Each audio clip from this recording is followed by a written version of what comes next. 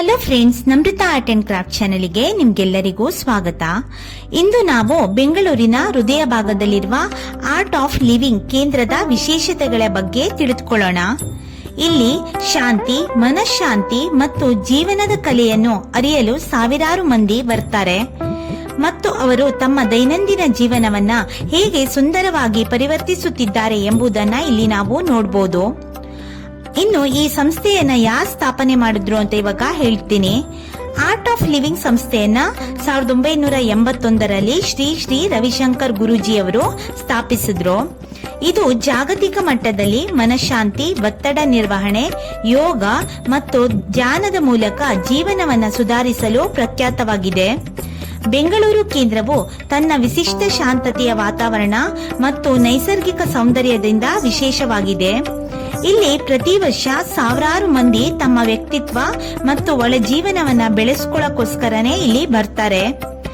ಹಾಗಾದ್ರೆ art of living ಕೇಂದ್ರದಲ್ಲಿ ಹಲವಾರು ಕಾರ್ಯಕ್ರಮಗಳು ನಡೆಯುತ್ತೆ. ಅದರಲ್ಲಿ ಮುಖ್ಯವಾಗಿ ಸುದರ್ಶನ ಕ್ರಿಯಾ, ಯೋಗ ಮತ್ತು ಧ್ಯಾನ ತರಗತಿಗಳು. ಇಲ್ಲಿ ಕೆಲವೊಂದು ಕೋರ್ಸ್ಗಳನ್ನ ವಿಶೇಷವಾಗಿ ತರಬೇತಿಯನ್ನ ನೀಡ್ತಾರೆ.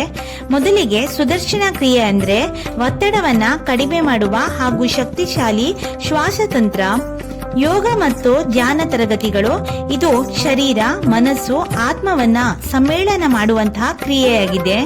ಇನ್ನು ಇಲ್ಲಿ ಮಾಡುವಂತ ವಿಶೇಷ ಕೋರ್ಸ್ಗಳು ಯಾವ್ಯಾವುದು ಅಂದ್ರೆ ವ್ಯಕ್ತಿತ್ವ ಬೆಳವಣಿಗೆ, ಮಾನಸಿಕ ಶಕ್ತಿ, ಭಾವನಾತ್ಮಕ ನಿಲುವಿನ ತರಬೇತಿಯನ್ನ ಇಲ್ಲಿ ನೀಡಲಾಗುತ್ತೆ. ಇಲ್ಲಿ ಬರುವಂತಹ ಪ್ರತಿಯೊಬ್ಬ ವಿದ್ಯಾರ್ಥಿಯು ಇಲ್ಲಿ ತಮ್ಮ ಒಳಗಿನ ಶಕ್ತಿ ಮತ್ತು ಶಾಂತಿಯುಳ್ಳ ಜೀವನದ ಮಾರ್ಗವನ್ನ ಅನುಭವಿಸಲು ಇಲ್ಲಿಗೆ ಬರ್ತಾರೆ. ಬೇರೆ ಮಾತ್ರವಲ್ಲ, ಬೆಂಗಳೂರಿನ ಕೇಂದ್ರ ಯುವಕರಿಗೆ ಒಂದು ವೇದಿಕೆಯನ್ನ ಒದಗಿಸುತ್ತೆ. ಇಲ್ಲಿ ಅವರು ಸಮುದಾಯ ಸೇವೆಯಲ್ಲಿ ಭಾಗವಹಿಸಬಹುದು, ಸಮಾಜಕ್ಕೆ ಹಿತಕಾರಿ ಕೆಲಸವನ್ನ ಮಾಡಬಹುದು.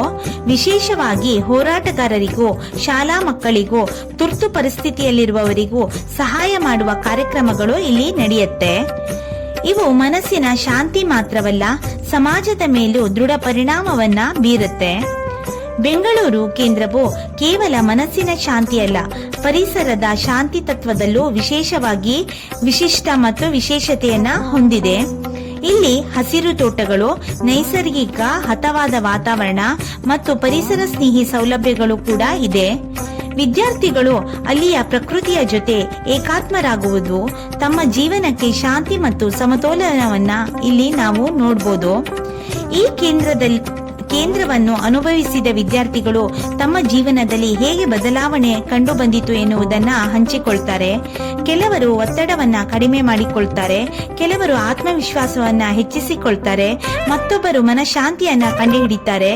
ಇದು ಒಂದೊಂದು ವಿಷಯಗಳನ್ನು ಸ್ಪಷ್ಟವಾಗಿ ತೋರಿಸುತ್ತೆ. ಜೀವನದ ಕಲೆ ಎಂದ್ರೆ ಜೀವನವನ್ನು ಸಂತೋಷವಾಗಿ, ಸಮತೋಲನದ, ಶಕ್ತಿಶಾಲಿ ರೀತಿಯಲ್ಲಿ ಬದುಕುವ ಒಂದು ಕಲೆ. ಇದನ್ನ ನಾವು ಇಲ್ಲಿ ಕಲಿಬಹುದು. ಹಾಗಾದ್ರೆ ಬೆಂಗಳೂರಿನ ಆರ್ಟ್ ಆಫ್ ಲಿವಿಂಗ್ ಕೇಂದ್ರವು ಕೇವಲ ಒಂದು ಸಂಘಟನೆಯಲ್ಲ, ಅದು ಜೀವನವನ್ನು ಪರಿಪೂರ್ಣಗೊಳಿಸುವ ಒಂದು ಪಥವಾಗಿದೆ. ನಾವು ಯಾವ ಹತ್ತಿರದಲ್ಲಿದ್ದರೂ ಮನಸ್ಸಿನಿಗೆ ಶಾಂತಿ, ಜೀವನದ ಸೌಂದರ್ಯವನ್ನ ಅರಿಯಬೇಕು. ನೀವು ಸಹ ನಮ್ಮ ಚಾನೆಲಿಗೆ ಸಬ್ಸ್ಕ್ರೈಬ್ ಮಾಡಿ ಈ ಶಾಂತಿ ಮತ್ತು ಸಂತೋಷದ ಪಯಣವನ್ನ ಅನುಭವಿಸಬಹುದು. ಧನ್ಯವಾದಗಳು ಸ್ನೇಹಿತರೆ. ಬೆಂಗಳೂರಿನ ಆರ್ಟ್ ಆಫ್ ಲಿವಿಂಗ್ ಕೇಂದ್ರವು ಕೇವಲ ಒಂದು ಸಂಘಟನೆಯಲ್ಲ, ಅದು ಜೀವನದ ಪರಿಪೂರ್ಣಗೊಳಿಸುವ ಒಂದು ಪಥ. Thank you. ಈ ಎಲ್ಲ ಇನ್ಫಾರ್ಮೇಶನ್ಗಳು ನಿಮ್ಗೆ ಏನಾದ್ರೂ ಇಷ್ಟ ಆದ್ರೆ ಪ್ಲೀಸ್ ಲೈಕ್ ಮಾಡಿ, ಶೇರ್ ಮಾಡಿ, ಹಾಗೆ ಸಬ್ಸ್ಕ್ರೈಬ್ ಮಾಡಿ. ನೀವೇನಾದ್ರೂ ಬನ್ನೇರ್ಘಟ್ಟಕ್ಕೆ ಜೂ ಅಥವಾ ಬಟರ್ಫ್ಲೈ ಪಾರ್ಕ್, ಶ್ರೀ ಆಶಾಪುರಿ ಮಾತಾ ಟೆಂಪಲ್, ಚಂಪಕಧಾಮ ದೇವಸ್ಥಾನ ಇವುಗಳಿಗೆ ಬಂದ್ರೆ ಇಲ್ಲೇ ಹತ್ತಿರದಲ್ಲಿರೋ ಆರ್ಟ್ ಆಫ್ ಲಿವಿಂಗ್ ಮೆಡಿಟೇಷನ್ ಸೆಂಟರ್ಗೆ ಬರೋದನ್ನ ಮಿಸ್ ಮಾಡಬೇಡಿ. ಈ ವಾತಾವರಣಕ್ಕೆ ಬಂದ್ರೆ ನಾವ್ ಎಷ್ಟೇ ಸ್ಟ್ರೆಸ್ ಇದ್ರೂ ಕೂಡ ಇಲ್ಲಿ ಬರ್ತಾ ಇದ್ದ ಹಾಗೆ ಮನಸ್ಸು ತುಂಬಾ ನೆಮ್ಮದಿಯನ್ನ ಕಾಣುತ್ತೆ. ಇಲ್ಲಿರುವಂತ ಸ್ಟ್ರಕ್ಚರ್ ಆಗಿರ್ಬೋದು, ಸುತ್ತಮುತ್ತ ಇರುವಂತ ಗಿಡಗಳು ನಮ್ಗೆ ತುಂಬಾನೇ ನೆಮ್ಮದಿಯನ್ನ ಕೊಡುತ್ತೆ. ರವಿಶಂಕರ್ ಗುರೂಜಿ ಅವರ ಹೇಳುವಂತ ಮಾತುಗಳ ಅಂತೂ ಇನ್ನು ಮನಸ್ಸಿಗೆ ಹೆಚ್ಚು ಧೈರ್ಯ ಮತ್ತು ಶಾಂತಿಯನ್ನ ನೀಡುತ್ತೆ. ಇಲ್ಲಿ ತುಂಬಾನೇ ಕ್ಲೀನ್ ಮೇಂಟೆನೆನ್ಸ್ ನ ಮಾಡಿದ್ದಾರೆ. ಹಾಗೆ ಹೇಳ್ಬಿಟ್ಟು ತುಂಬಾನೇ ಚೆನ್ನಾಗಿದೆ. ನೀವು ಒನ್ ಡೇ ಫುಲ್ ಇಲ್ಲಿ ಆರಾಮಾಗಿ ಟೈಮ್ ನ ಸ್ಪೆಂಡ್ ಮಾಡಬಹುದು. ಈ ಎಲ್ಲ ಇನ್ಫಾರ್ಮೇಶನ್ ಏನಾದರೂ ನಿಮ್ಗೆ ಇಷ್ಟ ಆದರೆ ಪ್ಲೀಸ್ ಲೈಕ್ ಮಾಡಿ, ಶೇರ್ ಮಾಡಿ, ಹಾಗೆ ಸಬ್ಸ್ಕ್ರೈಬ್ ಮಾಡೋದನ್ನ ದಯವಿಟ್ಟು ಮರಿಬೇಡಿ. ಹಾಗೆ ನೀವು ಮತ್ತು ನಿಮ್ಮ ಫ್ಯಾಮಿಲಿಯೊಂದಿಗೆ ಈ ಪ್ಲೇಸ್ನ ವಿಸಿಟ್ ಮಾಡೋದನ್ನ ಕೂಡ ಮರಿಬೇಡಿ. Thank you.